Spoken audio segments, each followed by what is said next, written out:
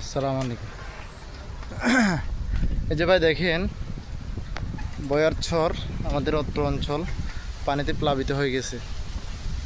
দেখেন, আপনারা অবশ্যই দেখতে পাচ্ছেন। আমার পিছনে দেখেন, আমার সামনে দেখেন কি পরিমাণ পানি। মানুষের সবার বাড়িঘর পানির তলে, পানির নিচে চলে গেছে। এই যে দেখেন, পরিস্থিতি খুব খারাপ। প্রত্যেকে বয়ারছরের মানুষের জন্য দোয়া করবেন। দেখেন রাস্তার উপর পানি, দেখছেন? এটা এখনো এটার মধ্যে উঠে নাই। বাকি মানুষের যে চলার রাস্তা, বাড়ির রাস্তা, সেটার মধ্যে কিন্তু পানি উঠে গেছে। এই যে এদিকে দেখেন অবস্থা। এখন অবশ্যই ভাটা পড়ে গেছে, পানি কমে গেছে। তো আপনারা দেখতে পাচ্ছেন এই যে ঢল। এখনও সামনে পুরো বর্ষাকাল সামনে, কিন্তু বর্ষা পরিপূর্ণ আসার আগে আমরা এই পানির নিচে প্রত্যেকের জন্য দোয়া করবেন, যাতে আল্লাহ পাক প্রত্যেককে হেফাজত করে। এই অঞ্চলটা আসলে বছর মানুষ এখন ভালো নেই, পরিস্থিতি খুব খারাপ। আসসালামু আলাইকুম। এই যে দেখেন সামনে, এই যে এখানে কিন্তু জোয়ার আসছে। এই জোয়ারের কারণে এই পানিটা কিন্তু জোয়ারের, এই যে রাস্তার উপরে এটা কিন্তু জোয়ারের পানি। এই যে দেখেন, এই জোয়ারের পানি দেখেন। এই যে মানুষের বাড়িঘরের রাস্তা কোন অবস্থা, সব পানির নিচে।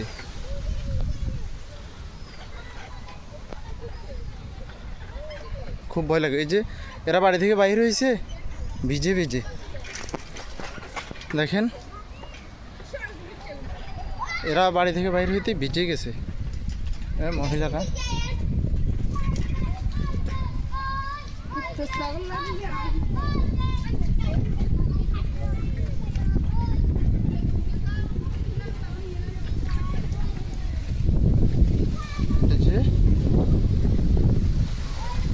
এই যে দেখেন, আমি দেখাচ্ছি একটু। এই যে এদের বাড়িঘর, বাড়িতে সম্পূর্ণ আপনার পানির নিচে বাড়িটা। দেখেন এই বাড়িটা, আমার পিছনে যে বাড়িটা দেখা যেতেছে, দেখেন অবস্থা সম্পূর্ণ পানির নিচে।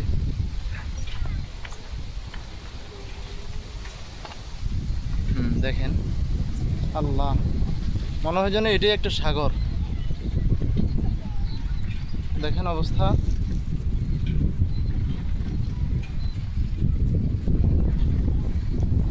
ভাই পরিস্থিতি খুব খারাপ। এই অঞ্চলের মানুষগুলো আসলে খুবই অসহায়।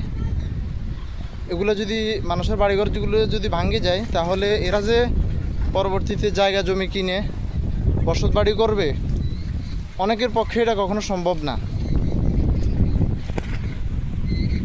এই যে আমরা শহর অঞ্চলে মাঝে মাঝে শিক্ষা প্রতিষ্ঠানগুলোতে দেখি অনেক মুরব্বী মানুষ, তারা দানের হাত বাড়ানোর চেষ্টা, মানে বলতেছে যে আমাদেরকে একটু দান করেন, আমরা নদী ভাঙ্গা মানুষ, আমরা বাড়িঘর। এই যে দেখেন এইখানে একটা বাড়িঘর ভেঙে রাখছি। এই যে দেখেন পুরাতন পুরাতন টিনের ঘর। দেখেন মানে তাদের শেষ সম্বলটুকু পর্যন্ত নদী কেটে নিয়ে গেছে। তো আসলে দুঃখের বিষয়। আমি আপনাদের দেখানোর চেষ্টা করি। রাস্তার উপরে পানি থাকার কারণে রাস্তা ভিজে গেছে। তো আমি আসলে সাইকেল চালাইতে মুশকিল। দেখেন এখনও সিগন্যাল নাই, বা এখনও কোনো ওইভাবে বর্ষা নেই, কিন্তু মানুষের বাড়িঘরগুলো আজকে প্লাবিত। আমার সামনে, একটু সামনে গেলে মেঘনা নদী আপনাদের দেখতে পারবেন। আসসালামু আলাইকুম। হ্যাঁ, একটু সামনে যাইলে মেঘনা নদী অলরেডি দেখা যাইতেছে।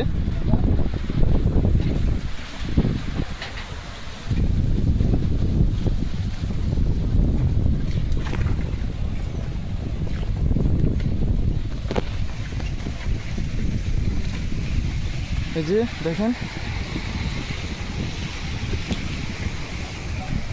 এই রাস্তার উপর মানে মানুষের বাড়িঘরগুলো ভেঙে সব এখানে রাখছি।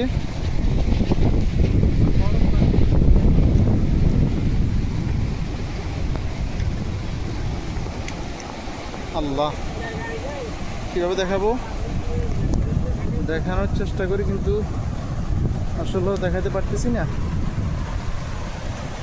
এই যে দেখেন পানি কিভাবে যায়, আর একটু সামনে যাই। আসসালামু আলাইকুম, কি অবস্থা ভাই, কেমন আছেন? আছি আলহামদুলিল্লাহ। আসসালামু আলাইকুম। জি, এই যে এখানে রাস্তার উপর কিন্তু পানি উঠছিল, এখন ভাটার কারণে পানি নেমে গেছে। এই যে দেখেন স্রোত, এটা হলো আপনার উপরের দিকে যে পানি উঠছে সে পানি এখন নদীর দিকে নেমে যাইতেছে, তো সে পানির স্রোত দেখেন আপনারা।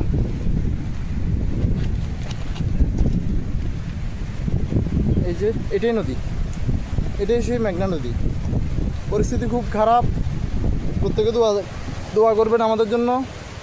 আমাদের এই অঞ্চলের মানুষগুলো আর শান্তিতে নাই।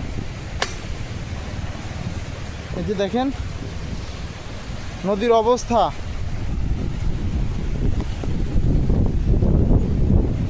এখানে কিন্তু একটা বেড়িবাঁধ ছিল, সেই বেড়িবাঁধটা ভেঙে গেছে, বেড়িবাঁধ ভেঙে গেছে। আর আপনারা যেন অবাক হবেন, কষ্ট পাবেন, সেটা হলো এখানে একটা স্কুল আছে, আশ্রয় কেন্দ্র। এই আশ্রয় কেন্দ্র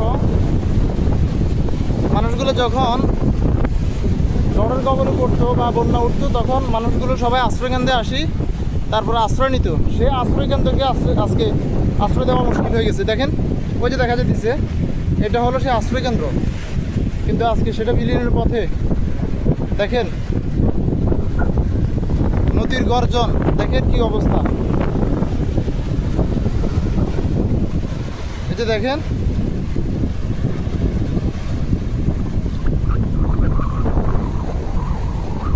ওই যে উপরের দিকে পানি উঠছে নদী থেকে, সেই পানিগুলো এখন কিন্তু নামতেছে, আপনারা দেখতেছেন। তো পরিশেষে কথা হলো ভাই, প্রত্যেকে দোয়া করবেন আমাদের জন্য। আমাদের বয়ারছড়ার মানুষগুলো ভালো নেই, আল্লাহ পাক যাতে প্রত্যেকটা ব্যক্তিকে, প্রত্যেকটা মানুষকে হেফাজত করে, প্রত্যেকে দোয়া করবেন। আসসালামু আলাইকুম রহমতুল্লাহ।